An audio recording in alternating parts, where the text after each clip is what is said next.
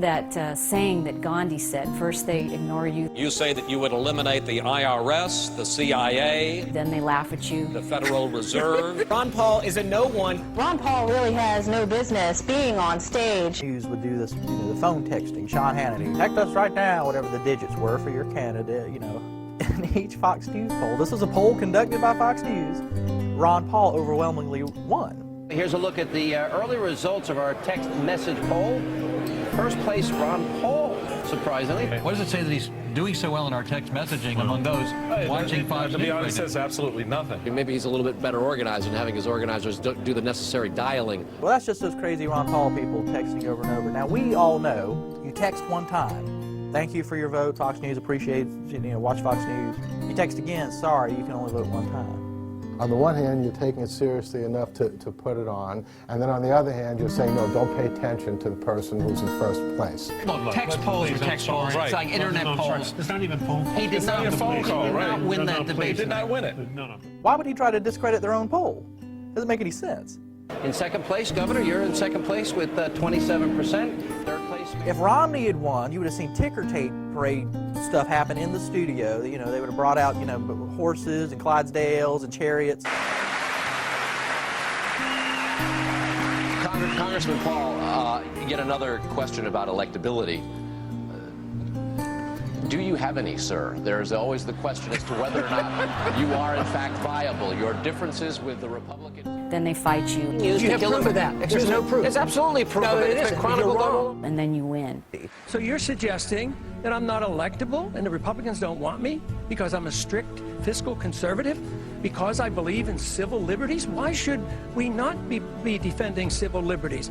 And why should we not be talking about foreign policy that used to be the part of the Republican Party? Let me see if I get this right.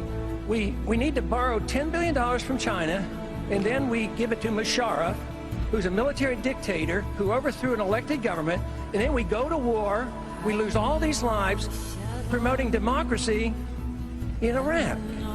I mean, what's going on here? There's never been a more conservative person to run for president of the United States than Ron Paul, and he's an embarrassment to them because they're a liberal, piece of trash, neoconservative party that cares about war and war alone. For Ron Paul's campaign. I think that's when a lot of people woke up. There's no question that Ron Paul struck a chord and it resonated with many people. The Ron Paul moment, and that's exactly what that was. And it was after that moment, after May, that traffic all over online really started to explode. When Giuliani gave us a boost, then I realized that there's a lot of support out there. Paul is Ruth!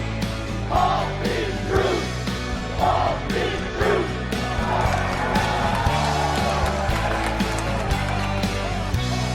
We got groups. McCain, he's got like 5 people. Blew away every other candidate by a mile. 4,000, 5,000, something like that, groups around the world. And not just in America, I mean around the world. They were in Belgium and Australia and just, they were everywhere. Places, it's like, can you attach it? If you can attach it, it went up. People up there, all the meetup groups, we were all concentrated. There wasn't anywhere you could go that somebody didn't have a Ron Paul sign up. We're about to go where no man has gone before. We don't do it because it's easy. We do it because it's hard. One small step for man, one giant leap for Ron Paul.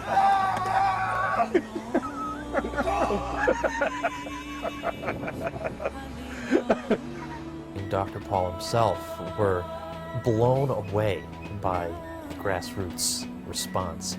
I don't want to use the word out of control.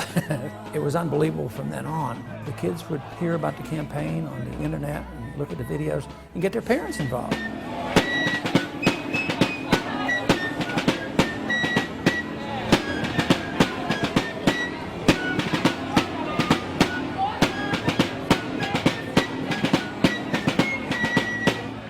We have allowed our nation to be overtaxed and overregulated and overrun by bureaucrats. The founders would be ashamed of us for what we're putting up with. Ron Paul is outnumbered and out-rallied all the other candidates' people combined. It was just, it blew me away, so I knew I was in the right camp. And we had fun, because if you're not having fun, You're so doing it wrong.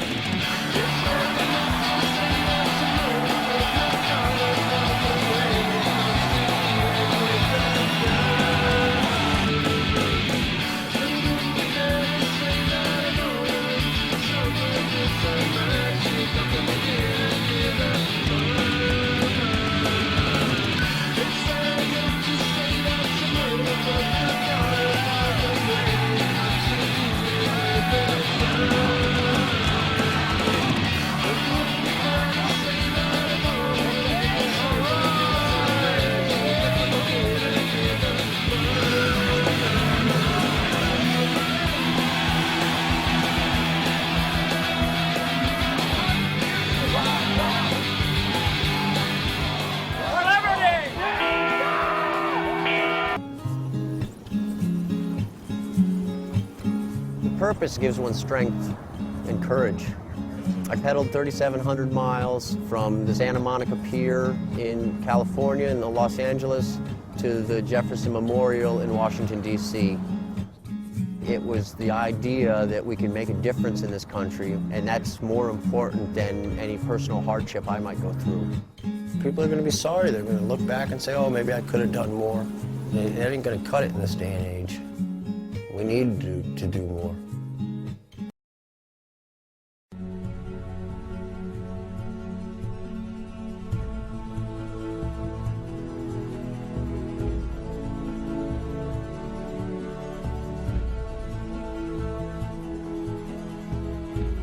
But there's another thing that I think we ought to do. We ought to make a grand display. We ought to have a true march to show what our numbers are.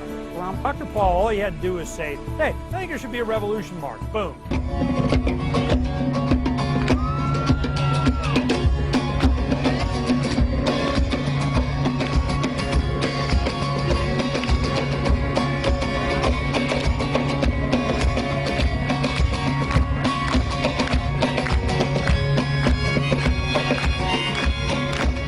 My theory has always been that if you ever can bring about revolutionary changes, two things would be required. The young people would have to be involved. You'd have to have music. The freedom sound, it rings past politics and all its empty words.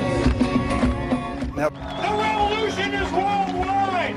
It's always been worldwide. Would you listen to a poet or a prophet journal all this world's injustice and try and stop it? Can you feel the coming change? Though hell is here today, hope is on its way. 95, 100 degrees. It was unbelievably muggy and hot and miserable. But these people showed up, and the DC police told us that at the height of the march, there had to be 15,000 people there. As Iraq veterans against the war, we are resisting an occupation we once risked our lives for. We swore to support and defend the Constitution of the United States of America, but we found out the hard way that the greatest enemies of the Constitution are not to be found in the sands of some far-off land, but rather right here at home.